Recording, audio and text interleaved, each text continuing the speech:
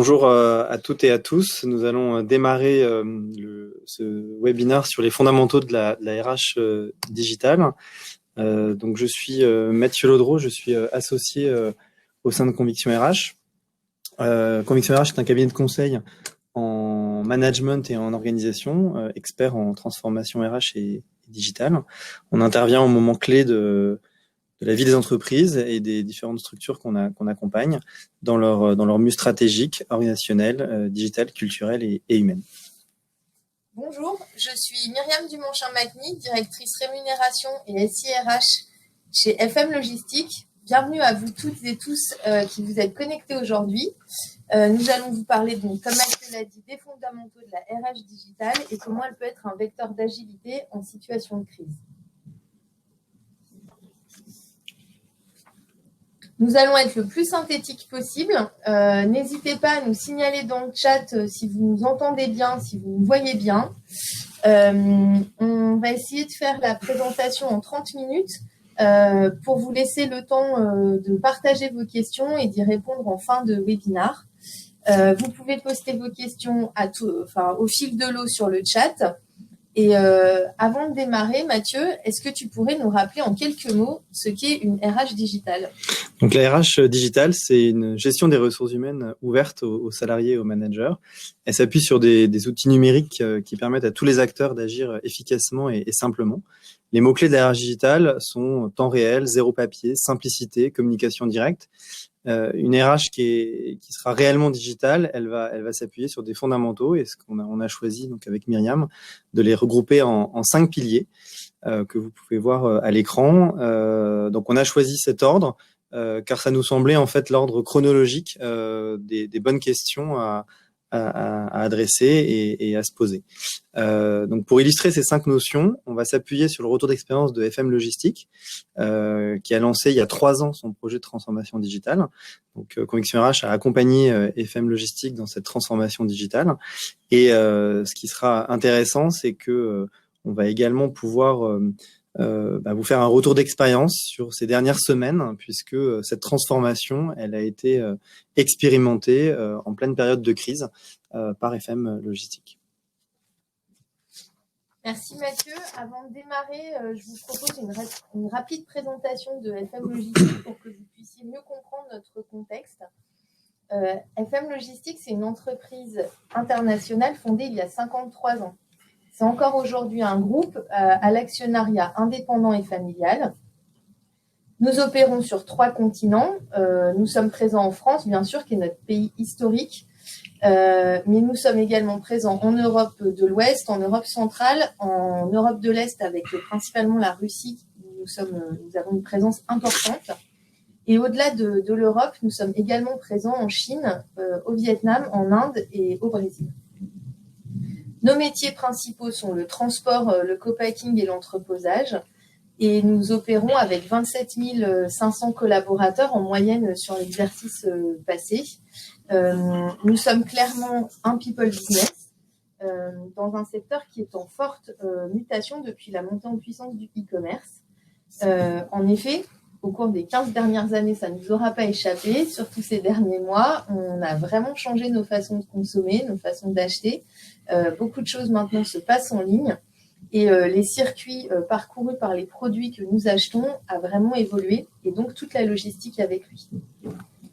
Ce qui nous amène aujourd'hui à adresser de nouveaux enjeux pour toujours mieux accompagner nos clients qui sont principalement des acteurs mondiaux de la distribution, de la grande consommation, de l'industrie, mais aussi de la cosmétologie ou du secteur pharmaceutique. Au-delà de ces informations business, ce qui fait notre particularité, c'est d'abord notre culture d'entreprise, résolument humaine, et aussi notre volonté d'être un acteur innovant et durable dans notre secteur d'activité. En 2017, nous avons lancé un projet de transformation digitale avec comme premier levier 2 projets.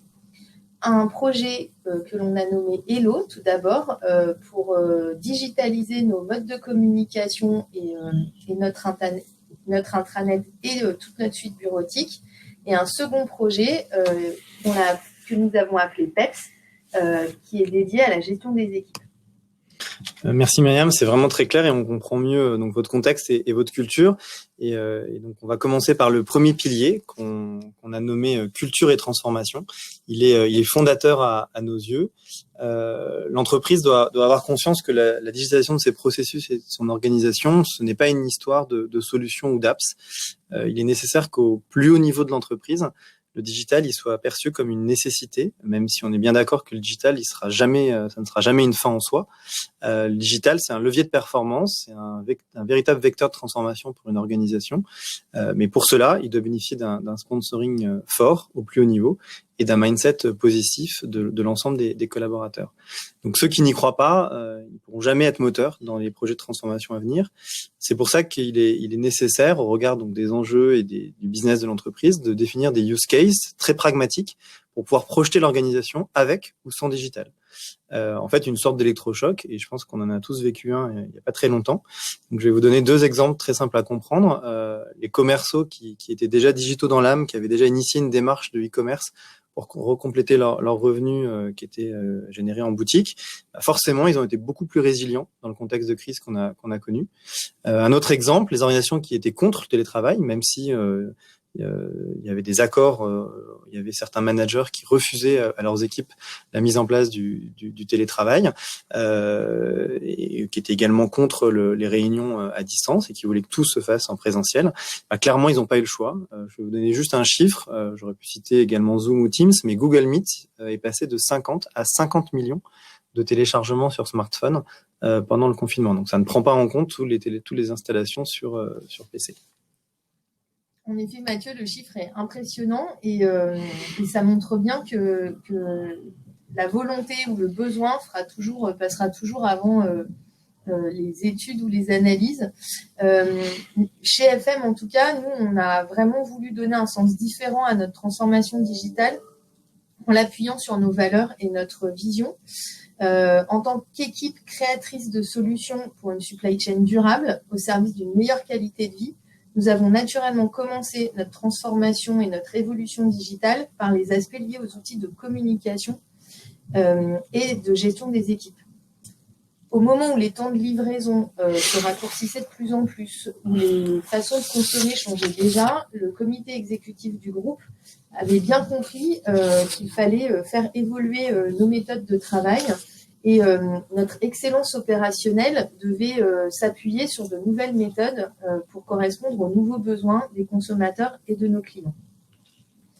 Elle a donc le COMEX a donc initié en fait cette démarche de transformation digitale que nous avons choisi de mener de façon collaborative et démocratique en nous appuyant à chaque fois sur des managers opérationnels et RH de plusieurs pays, de plusieurs métiers, pour que cela puisse correspondre en fait que notre projet, que nos réflexions puissent vraiment être le reflet de ce que nous sommes partout où nous sommes. Au cours des derniers mois, le bénéfice s'en est senti puisqu'on a pu passer directement d'un mode de travail physique principalement, même si on avait déjà l'habitude du travail à distance. On a pu passer d'un mode physique à un mode remote, je ne vais pas dire sans s'en apercevoir parce que le contexte faisait que c'était une perturbation et ça a été difficile pour tout le monde. Mais en tout cas, nous, dans nos activités, dans notre métier, tous ceux qui pouvaient travailler à distance l'ont fait et de façon assez fluide. Nous avons également mis en place dès le 28 février une réunion hebdomadaire pour les collaborateurs du siège international de façon à pouvoir partager avec tous et toutes les informations clés sur les mesures sanitaires, sur l'impact de la pandémie sur nos activités et également les mesures RH à mettre en œuvre. Donc en fait, on se rend bien compte que la culture, c'est vraiment la façon dont les personnes interagissent entre eux, et c'est pour ça qu'on a choisi en fait comme deuxième levier donc de le nommer People et Management, qui nous semble vraiment essentiel pour pouvoir atteindre les sommets du digital. De notre point de vue, les managers, ils doivent être des ambassadeurs, ils doivent proposer des nouvelles méthodes de collaboration, d'échange au sein de leurs équipes pour faire émerger à la fois de l'innovation, de l'engagement et de la performance. Et les outils digitaux, en fait, ils vont permettre de faciliter et d'accélérer ces échanges. Et c'est ça qui va préparer à une une acculturation digitale. Les managers transmettent les comportements, les valeurs par l'exemple, et donc il faut être très clair sur ce qu'il est souhaitable de diffuser et l'exemple que l'on veut voir se transmettre dans l'entreprise. Donc le digital ne permet plus effectivement de se cacher. Donc c'est avant tout une histoire d'état d'esprit. Il doit y avoir aucune barrière d'emploi, de catégorie socio-professionnelle ou même de génération. Tout ça, c'est de notre point de vue des prétextes pour cloisonner. Et au contraire, le digital, il est là pour faire émerger et rendre possible l'intelligence collective et justement toute cette nouvelle façon de travailler. Et oui, Mathieu, c'est d'ailleurs ce second point de focus qui nous a animés dans notre transformation digitale, c'est-à-dire les hommes et les femmes qui collaborent chaque jour au sein de l'entreprise, que ce soit dans la gestion du projet elle-même, dans notre façon de faire l'accompagnement au changement, ou même ensuite quand on a travaillé les sujets d'adoption, c'est toujours les humains d'abord. Voilà. Les outils digitaux viennent ensuite. Ils sont là pour servir les hommes et les femmes qui travaillent au sein de l'entreprise et non l'inverse. Concrètement, ça veut dire que nous avons déployé les outils en nous appuyant sur des ambassadeurs. Nous avons eu une proposition que nous avons fait à l'ensemble des collaborateurs pour identifier des Hello Angels ou des Peps Angels qui ont facilité la prise en main des nouveaux modes de communication et de travail. Lors des derniers mois, ce focus People s'est traduit par la mise en place d'e-learning et de webinars sur l'animation d'équipes en remote, la mise en place d'une communauté intranet dédiée au home office sur notre via notre suite Google, et nous avons également mis en place une enquête Pulse de prise de pouls, disons-nous, pour faire émerger les besoins, les idées et les ressentis de chacun dans cette période toute particulière. Donc en pensant people first, forcément ça nous a amené à penser usage, et donc c'est pour ça que la notion d'UX et d'usage, elle est de notre point de vue au cœur de l'activité SIRH. Faut savoir que l'offre elle est pléthorique, hein. On a recensé au sein de Conviction RH plus de 500 solutions SIRH dans notre cartographie au niveau mondial. Et rien qu'en France, on a lancé plus récemment une cartographie des startups, donc sur le domaine RH, et on en est aujourd'hui à plus de 450. Donc aujourd'hui, on prône clairement une approche par l'usage pour pouvoir faire les bons choix. Donc concrètement, pour un manager, comment on peut faciliter l'intégration de ses collaborateurs d'un point de vue administratif, mais aussi d'un point de vue culture d'entreprise. Pour un collaborateur, comment il peut facilement recevoir une attestation de travail ou de salaire signée électroniquement sans faire plusieurs mails, demander à plusieurs personnes. Tout doit être simple, tout doit être intuitif. Et aujourd'hui, il est plus possible de penser à des solutions qui nécessitent des apprentissages longs et complexes, où il faut se poser plein de questions avant de savoir où est-ce qu'on va cliquer dans un écran. Quand on imagine un nouveau processus, la seule priorité, ça doit être votre client ou votre usager final. Et il faut se répéter en permanence que plus vous êtes pragmatique, plus votre projet il sera adopté naturellement. Et puis, il sera toujours temps d'enrichir et de faire mieux par la suite. Mais en tout cas, il faut aller vite, il faut démontrer la valeur ajoutée de manière quasi immédiate. Aujourd'hui, le digital ne nous laisse plus le temps de vouloir faire des choses parfaites. Merci Mathieu. Et effectivement, alors je m'interromps juste 2 secondes. Est-ce que tu peux tourner le micro vers moi? On me signale qu'on m'entend beaucoup moins bien. Merci. Le digital, tu l'as dit, c'est un changement de paradigme. Et on ne raisonne plus propriété. Chacun dans sa zone d'expertise, on raisonne usage. Qui a besoin de quoi, où et quand. Et notre pari a été de dire, mettons les mains dans les mains de nos opérateurs et de nos managers, ce qui leur sera le plus utile tout de suite. En partant du principe que le premier détenteur d'une information ou le premier consommateur d'une information ne doit pas avoir besoin d'intermédiaires pour répondre à toutes les actions qu'il doit mener. Voilà. Ça se traduit comment chez nous? On a mis en place, par exemple, un chatbot qui est en pilote aujourd'hui sur le siège international et qui permet à chacun d'obtenir les réponses dont il a besoin en temps réel, voilà, au moment où ça lui vient. Donc, comme c'est un chatbot, c'est accessible 24 heures sur 24, 7 jours sur 7. On peut y poser les questions en langage celui qu'on utiliserait pour s'adresser à quelqu'un, et on y trouve tous les accords, toutes les réponses aux questions sur les règles d'absence, sur le planning de paye, par exemple, voilà. Et ça marche vraiment comme un échange de SMS, donc c'est simple, c'est très intuitif et c'est immédiat.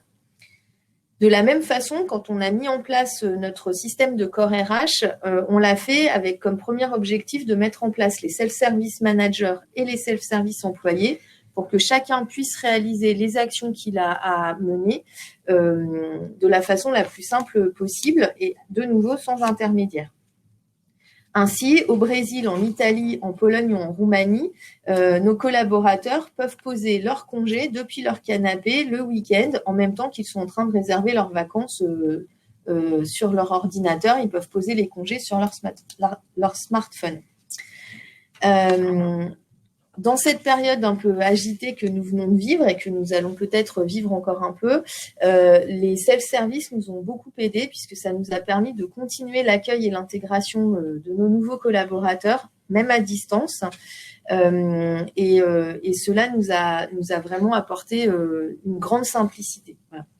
Un autre exemple que je peux vous partager, pendant ces semaines de confinement, mon équipe et moi-même, on s'est retrouvés tous les matins pour un coffee digital, voilà, un café, voilà, un moment d'échange tous ensemble.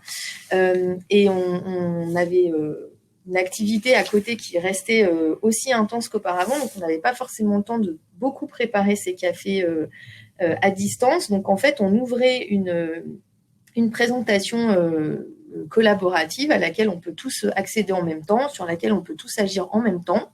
On choisissait un thème du jour, donc chacun amenait une question différente un jour, chacun son jour.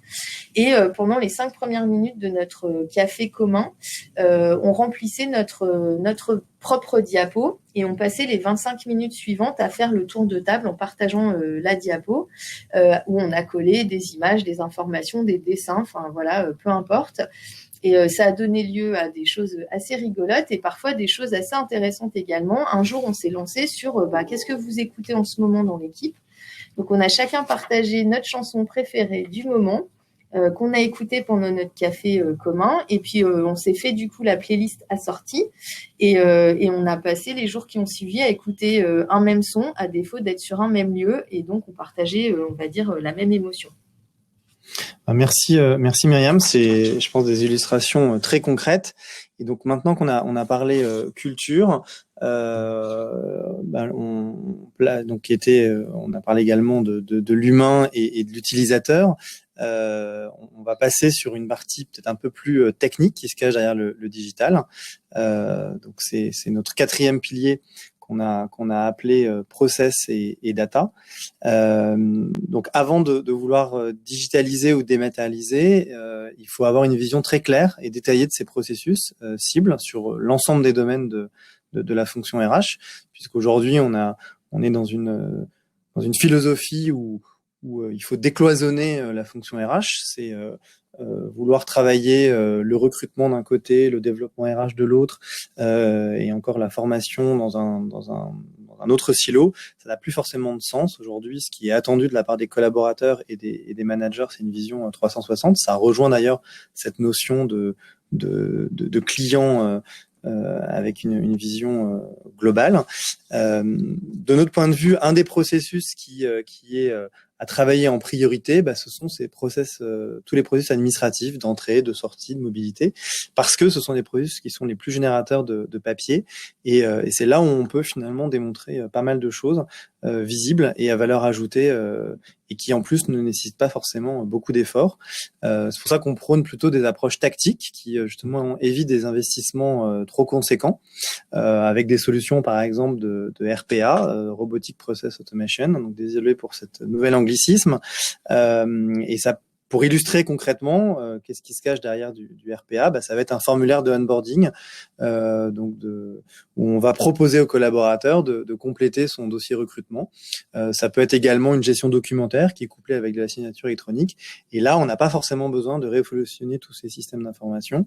On peut démontrer effectivement la valeur ajoutée, et clairement la crise nous a démontré une véritable accélération dans ce sens, puisque c'était très compliqué d'aller récupérer le courrier et de pouvoir tout traiter justement au format papier. Ou également pour les entreprises qui ont continué à embaucher pendant cette période, et ça a été le cas notamment de beaucoup de secteurs qui étaient en première ligne. Il fallait signer des contrats de travail, par exemple.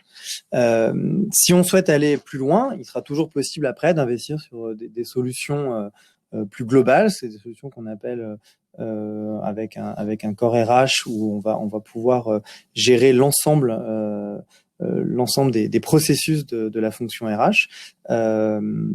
Et là, effectivement, il va falloir formaliser en fait ces règles de gestion, ces processus, pour pouvoir être très au clair sur là où on veut atterrir. Et sinon, effectivement, le risque, c'est de faire des projets qui vont traîner. Et forcément, qui dit des projets longs, en conséquence, c'est synonyme de projets coûteux. L'autre dimension qu'on voulait partager dans ce pilier, c'est la dimension data. Donc effectivement, les processus, ils vont être au service d'un enrichissement permanent de la donnée, qui est la matière première en fait d'un pilotage efficient. Alors souvent, on dit que l'humain, il est au cœur de tout. Ceci dit, ça n'empêche pas de piloter, et pour piloter, il faut une donnée de qualité fiable, à jour, en temps réel.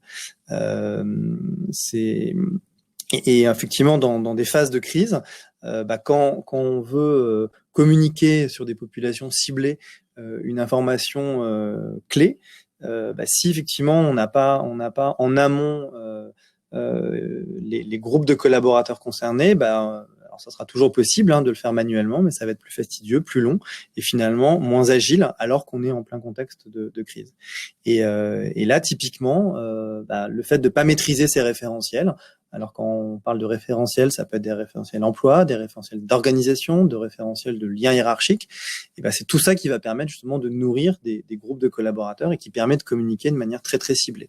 Et donc forcément, si on n'a pas anticipé, quand on est en pleine gestion de crise, la tempête elle est très houleuse, et c'est très compliqué de s'en relever. Tout à fait. Et pour nous, c'était d'ailleurs le plus gros challenge à la fois, et aussi le gain le plus évident. Auparavant, nos process étaient assez similaires dans tous nos pays, mais avec la juste dose de particularité pour rendre très difficile toutes les transpositions qu'on avait envie de faire. Voilà, quand un pays trouvait une super bonne pratique, aller la dupliquer dans un pays à côté parce que c'était vraiment malin et utile, c'était compliqué parce qu'il y avait plein de choses à retravailler puisque les référentiels n'étaient pas les mêmes. Quand on parle de référentiels, Mathieu en a cité quelques-uns, on parle de libellé d'emploi, de codification des types de contrats, de niveau de responsabilité, etc. Et tout ça, c'était locaux avant qu'on entame ce chemin. Et donc, c'était un vrai casse-tête. Voilà. Nous, on a choisi de travailler nos process et nos référentiels en commun. Je vous l'ai dit au début, c'était une démarche collaborative et démocratique. Et ce qu'on a choisi de faire, c'est de regarder tous ensemble dans la même direction. La question qui était posée en début de workshop à chaque fois, en début d'atelier de réflexion, c'était qu'est-ce qui fait sens pour FM Logistique demain, dans le contexte qu'elle rencontre aujourd'hui, connaissant les besoins de nos clients et anticipant les besoins futurs de nos clients. Qu'est-ce qui serait utile? Quelle est la bonne façon de travailler pour nous, FM Logistique? Et donc, en regardant tous ensemble dans la même direction, on a vraiment pensé et écrit des processus et des référentiels qui étaient communs à tous, qui faisaient sens pour tous. Et ça nous a évité de passer des ateliers sans fin où on discute du mauvais compromis à faire entre les pratiques existantes. Voilà, on a vraiment cherché à se mettre dans les chaussures de nos clients finaux, c'est-à-dire dans notre cas, les collaborateurs et les managers, en réfléchissant sur qu'est-ce qui est utile et pour demain. Voilà. Alors on va passer à notre dernier pilier. Donc si vous vous souvenez le titre du webinaire, on avait imagé effectivement qu'on remplissait un sac à dos, donc il est presque prêt. Le dernier ingrédient qu'on va y mettre, c'est la dimension innovation et solution. En fait, ça va nous permettre de révéler un petit peu tous les ingrédients qu'on vient de vous partager. Donc de notre point de vue, il est nécessaire en fait d'avoir une approche un peu en deux temps. La première, c'est effectivement d'avoir un socle SIRH qui permet de maîtriser l'ensemble de ces données. Je vais faire deux analogies. Rares sont les directeurs marketing qui n'ont pas de base client et rares sont les directeurs financiers qui n'ont pas de comptabilité. Et pour autant, il y a souvent des DRH qui effectivement n'ont pas ce référentiel collaborateur parfaitement à jour avec des données qualitatives, avec les processus qui permettent justement cette qualité de données. Et c'est pour ça que pour nous, le fait d'avoir un système d'information administratif à l'état de l'art, c'est essentiel. Quand on est en plus dans une organisation à l'international, ce core HR, il doit être unifié pour l'ensemble des pays et effectivement mettre sur les payes locales. En fait, vouloir consolider des données depuis les systèmes de paye, c'est globalement mission impossible. Encore une fois, dans un contexte international, puisque c'est le retour d'expérience à travers FM Logistique, j'aurais pas forcément les mêmes propos dans une approche nationale ou France, puisqu'en fait, un système de paye n'a pas besoin de gérer les organisations, par exemple, puisque pour pouvoir produire des bulletins de paye, cette information n'est pas du tout essentielle. Et c'est là où on voit bien qu'un système de paye va avoir besoin de moins d'informations d'un point de vue gestion administrative que effectivement un core HR qui va pouvoir alimenter et nourrir tous les processus de la fonction RH et la paye en fait partie. Si par exemple vous voulez consolider de l'information depuis le local et que vous n'avez pas normé les différents niveaux d'organisation, cette consolidation elle va être excessivement complexe et justement dans un outil core, toutes ces données elles sont structurées et vous avez donc toutes les informations d'organisation, tous les référentiels, toutes les positions qui permettent justement une approche qui soit qualitative. Ce qu'on pense, c'est qu'effectivement les acteurs globaux qui permettent de mettre en œuvre l'architecture que je viens de vous décrire, ils ont aujourd'hui certaines briques sur lesquelles ils n'ont pas forcément investi. Et c'est aussi pour ça qu'il y a une offre d'ailleurs autour des startups qui est si importante, parce qu'il y a toujours des nouveaux besoins et des nouvelles innovations. Et c'est ça qui apporte aussi de la valeur à l'ensemble. Et l'intérêt, justement, c'est de venir enrichir ce socle avec des solutions de niche et qui vont permettre justement de compléter l'ensemble du dispositif. Et ça peut, alors, je vais pas citer d'acteurs en particulier, mais pour donner des exemples en termes de typologie d'acteurs pour compléter ces acteurs globaux, ce seront des acteurs sur la gestion de la relation employée, tout ce qu'on appelle la partie ERM, Employee Relationship Management, tout ce qui est autour de la gestion documentaire, ou bien entendu la signature électronique, puisqu'aujourd'hui ce sont des spécialistes et des tiers de confiance qui gèrent ce type de sujet, et les acteurs globaux l'ont pas intégré de manière native dans leur solution. Oui, Mathieu, une fois les autres piliers montés, il faut s'équiper, voilà, d'outils et il faut les choisir de façon à ce qu'ils soient adaptés à votre culture, à votre projet d'entreprise.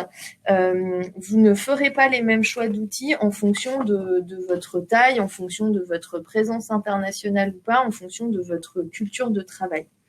Chez FM, nous avons fait le choix d'appuyer nos outils collaboratifs et notre suite bureautique sur Google et notre core RH sur Workday. On a complété Workday par en l'occurrence un outil vraiment dédié e-learning qui s'appelle Absorb. Comme tu l'as décrit, Mathieu, ça permet d'aller répondre précisément à un besoin. Voilà, et donc ces choix-là, on les a fait parce que nous voulions des solutions SaaS. Ça répondait à notre besoin. Alors je sais que s'est engagé à éviter les anglicismes. Là, je vous en propose un, mais je vais vous le commenter. Il y a un acronyme qui est ATA-WADAC. Voilà, donc ATAWADAC. En anglais, ça veut dire Anytime, Anywhere, Any Device, Any Content. Ça veut dire que ce besoin ATA-WADAC, c'était de pouvoir partager à travers n'importe quel écran, que ce soit un ordi, une tablette, un mobile, n'importe quel type de contenu, vidéo, texte, information, document, à n'importe quel endroit, parce que la logistique, par définition, on se déplace, on bouge, donc il faut qu'on ait cette information avec nous, et à n'importe quel moment, parce que le rythme des activités fait que quand on a besoin d'une information, c'est maintenant, et on peut pas se permettre de décaler dans le temps un certain nombre de prises de décision, parce qu'on n'a pas l'information. Donc, ce besoin ATA-WADAC, le SaaS nous permettait d'y répondre. Donc, SaaS, je rappelle, c'est Solution as a Software as a Service. Ça veut dire que c'est pas une solution qu'on met chez nous, mais on achète quelque part une redevance pour utiliser un outil qui est partagé avec d'autres clients.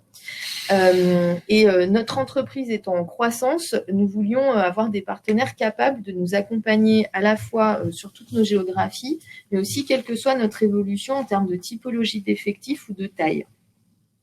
Nous voulions également bénéficier des dernières innovations, et comme quand on utilise un SaaS, on est tous sur la même plateforme, tous les clients. Quand un client propose une amélioration, elle bénéficie à toute la communauté de clients, et ça correspondait vraiment à notre état d'esprit, à ce qu'on voulait faire. Là, dans les dernières semaines écoulées, quand Google a upgradé les fonctionnalités de Google Meet et les a rendues gratuites pour permettre à tout le monde de se connecter même à distance, nous, on en a bénéficié immédiatement comme tout le monde. Et dans Workday, il y a aussi eu de nouveaux rapports qui ont été créés pour permettre une connexion plus rapide des collaborateurs, le fait de trouver plus rapidement les informations de contact des uns et des autres. Et ça aussi, on l'a mis en place en moins de 24 heures parce que c'était préparé et prêt à mettre en route pour l'ensemble des clients.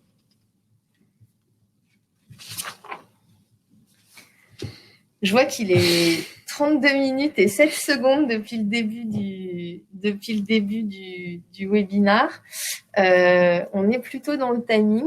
Avant de conclure cette présentation, on va regarder vos questions dans le chat et on va y répondre. Alors, la première question, je vais la poser parce que c'est toi, Myriam, qui va y répondre. Sur la base de quels critères avez-vous choisi Conviction RH pour vous accompagner dans ce projet?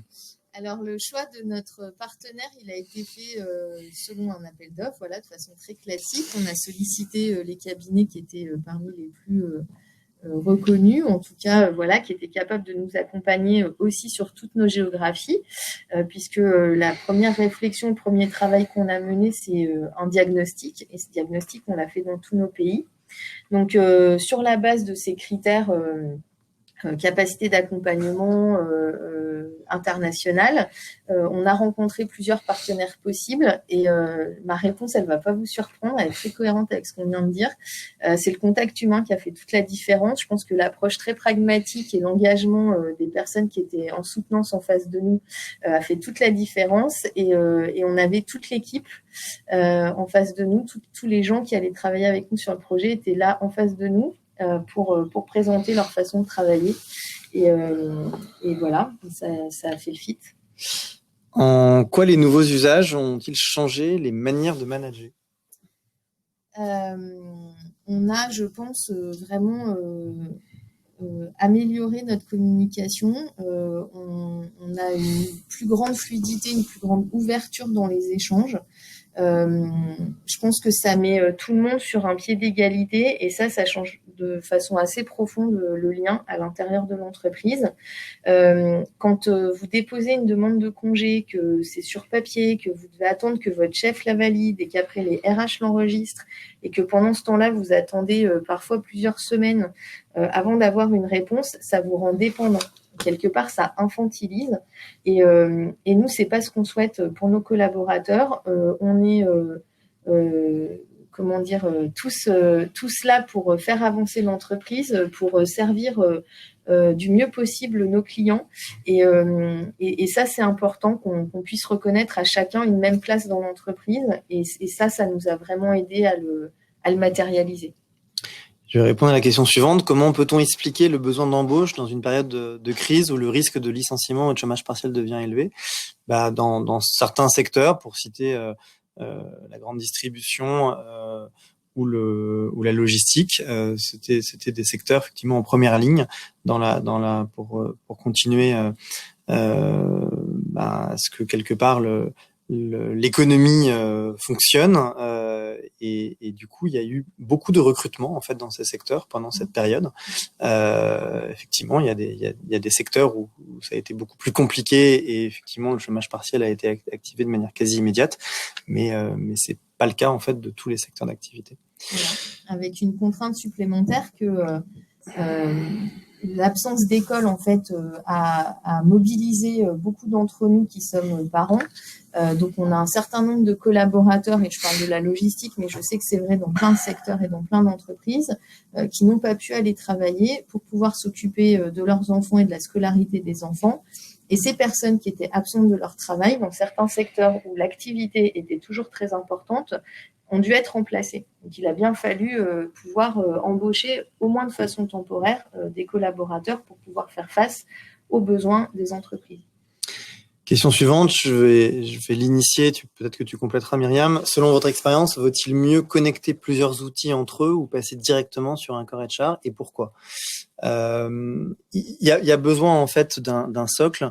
Alors forcément, une demi-heure c'est très court et on n'a pas pu tout détailler, mais il y a besoin effectivement d'avoir un référentiel, des référentiels et un référentiel collaborateur pour pouvoir maîtriser la donnée et après effectivement pouvoir irriguer cette information dans différents systèmes. Mais effectivement, si il y a pas effectivement ce core HR, c'est pas impossible de connecter différents outils entre eux, mais là aussi dans un contexte international, ça devient très compliqué.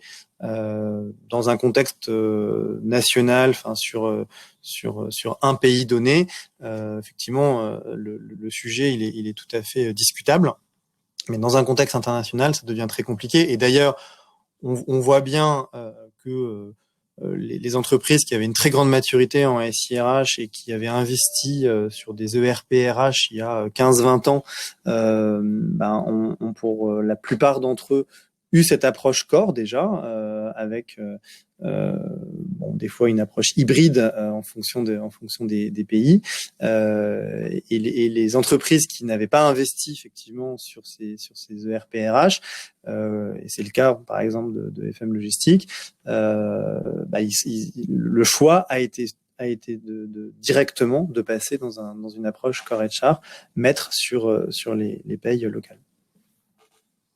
Merci Mathieu. Voilà, effectivement, c'est une question qu'on s'est tous beaucoup posée et quelque part la réponse elle appartient à chacun. Question suivante, elle concerne, je pars du principe qu'elle concerne l'accompagnement au changement, puisqu'elle dit, la question est la suivante: vous avez parlé de rapidité nécessaire, pas le temps d'être parfait. Quand on parle d'humain, comment gérer l'équilibre entre aller vite et ne pas prendre trop de risques? C'est une très bonne question. Tout est une affaire d'équilibre dans ce genre de transformation. C'est comme faire du vélo, j'ai envie de dire. Voilà, si on pédale pas assez vite, le vélo reste à l'arrêt et on tombe. Si on va trop vite, on risque l'accident. Donc le sujet, il est vraiment là. Il faut être rapide par certains aspects, c'est-à-dire qu'il faut être capable d'avoir un premier objet connecté, j'ai envie de dire, sur lequel travailler pour commencer à mettre tout le monde les mains dedans. Voilà. Et par contre, il faut aussi se donner le temps de l'appropriation. Pour ceux d'entre nous qui sont peut-être un peu moins jeunes, on n'a pas commencé tout de suite à utiliser un smartphone. On a commencé avec du Nokia 9210 qui faisait téléphone et SMS. Et pour taper nos SMS, on appuyait plusieurs fois sur les touches du téléphone. on a commencé par s'approprier cette première fonctionnalité avant de voir arriver toutes les fonctionnalités d'un coup. Et même quelqu'un aujourd'hui qui commencerait sa vie téléphonique, on pourrait dire, avec un smartphone, il ne se télécharge pas 128 applis dès le premier jour, quoi. Donc, il y a une vraie logique d'appropriation progressive des choses et le fait de démarrer par des fonctionnalités peut-être très simples et très basiques, ça permet à tout le monde de s'approprier les choses et de construire avec beaucoup plus de sécurité l'étage digital. Question suivante, quels ont été les profils mis à disposition par Conviction RH pour le projet et sur quelle durée ? On a démarré en mode diagnostic sur un accompagnement avec deux consultants conviction. Ensuite, quand on a commencé à lancer le projet, on a été, je crois, 4 ou 5 consultants conviction pour nous accompagner. Je vous donne là nos chiffres, mais qui n'ont de valeur que à l'aune de notre propre projet. Ça dépend de beaucoup de choses. Ça dépend de la taille de vos équipes en interne. Ça dépend de la marche que vous avez à franchir en termes de transformation, de changement, et de qualité de données. Et également, si vous avez déjà un corps RH, pour ceux d'entre vous qui utilisaient, je ne sais pas, dans le passé, peut-être PeopleSoft, basculer de PeopleSoft vers quelque chose de plus digital et plus en SaaS, ça sera peut-être plus facile que pour nous parce que vous avez déjà des référentiels communs, vous avez déjà une base de données consolidée, ce qui n'était pas notre cas. Donc voilà, selon les situations d'entreprise, vous allez avoir des réalités d'accompagnement très variées. Bonjour, quels sont les documents admin RH que nous devons obligatoirement conserver en format papier, objectif 100% digital? En fait, c'est assez simple, c'est-à-dire qu'à partir du moment où vous avez un document qui est en format numérique et qui est signé électroniquement, vous avez besoin d'aucune conservation papier. À partir du moment où effectivement le document électronique sort du circuit purement digital et que vous l'imprimez et que par exemple vous signez, vous pouvez effectivement le dématérialiser en le rescannant, mais normalement dans ce cas-là, vous êtes censé garder l'original puisque il a été signé de manière manuscrite. Si tu me permets un point de précision sur ce sujet-là, Mathieu vous a très bien expliqué la situation pour la France, c'est le périmètre qui nous occupe aujourd'hui. Pour ceux d'entre vous qui travaillez dans des entreprises internationales, ça fait partie des informations que vous devez mettre dans vos diagnostics, puisque chaque pays a sa propre législation en la matière. Le concept digital est-il fiable à 100% pour une entreprise ? Je vais répondre parce qu'elle me plaît beaucoup cette question. Le digital, il est aussi fiable que vous et moi. Voilà, on vous l'a dit, le digital, c'est un outil au service de l'homme. On l'a dit un peu en introduction, c'est un amplificateur. Donc, mettez du digital, ça fonctionnera comme une loupe. Si vous êtes dans une entreprise très processée, très carrée, les choses, elles resteront très processées et très carrées, elles le seront encore plus. Si vous êtes dans une entreprise beaucoup plus dans une culture, approximative ou rock'n'roll, vous risquez d'avoir les erreurs qui se produisaient par le passé, elles se démultiplieront. Donc, le digital, pour moi, il est aussi fiable que l'homme qui l'utilise. Alors, on va prendre les dernières questions parce que le temps tourne. Est-ce que la dématérialisation des tâches sans valeur ajoutée a permis de redéfinir les fonctions RH vers plus de relations qualitatives avec les salariés ? L'enjeu, il est là, effectivement, et c'est bien pour ça aussi que nous avons mené ce type de projet. Les choses évoluent, évidemment, c'est pas du jour du go live que tout change comme si on appuyait sur un interrupteur. Donc, ça demande du temps, ça demande de s'approprier ces nouvelles façons de travailler, mais en tout cas, on y chemine doucement et sûrement. Peut-être la dernière question, quel retour sur l'utilisation des moyens personnels, comme son smartphone par exemple ? Ils sont très bons, voilà. Je pense que tout le monde apprécie de pouvoir gérer ses activités RH, on va dire, de la même façon que gérer sa banque ou autre activité qu'on gère déjà via nos smartphones. Si on peut réserver un billet de train pour partir en vacances depuis son smartphone, c'est très agaçant de ne pas pouvoir poser ces genres de congés. Allez, une dernière question parce qu'elle est vraiment très pertinente. Qu'en est-il en matière d'analytique RH au sein de FM Logistique ? Et ben, c'est pareil, ça, on commence à avoir une data super qualitative, très nombreuse. Et donc là, ça y est, on est en plein dedans. C'est le sujet du jour d'ailleurs, parce que on a un rapport à finir incessamment sous peu. Et on commence à avoir des très, très jolis indicateurs qui apparaissent. Et l'enjeu pour nous aujourd'hui, c'est plutôt de penser les indicateurs que de savoir comment les calculer. On conclut ? Oui. Merci énormément à chacun d'entre vous pour vos questions, très intéressantes, très enrichissantes. On espère que ce webinaire vous a intéressé. Si vous avez envie d'en savoir plus, je vous invite à nous contacter via LinkedIn. Je pense que c'est le lien le plus simple. Vous avez nos noms à tous les deux. Voilà. Merci à tous. Merci Mathieu. Merci beaucoup. Est-ce que tu as un mot pour conclure ? Alors moi, je dirais que pour résumer tout ce qu'on vient de partager, la RH digitale, c'est avant tout donc des ressources humaines agiles et ouvertes qui permet de faire avancer l'entreprise au rythme d'aujourd'hui. Et effectivement, comme en cuisine, pour pouvoir faire une bonne recette, il faut des bons ingrédients. Et donc en RH digital, il y a un premier ingrédient qui s'appelle RH. Et en fait, on l'a défini avec Myriam pour réussite humaine. Merci à tous et très bon après-midi. Bon après-midi.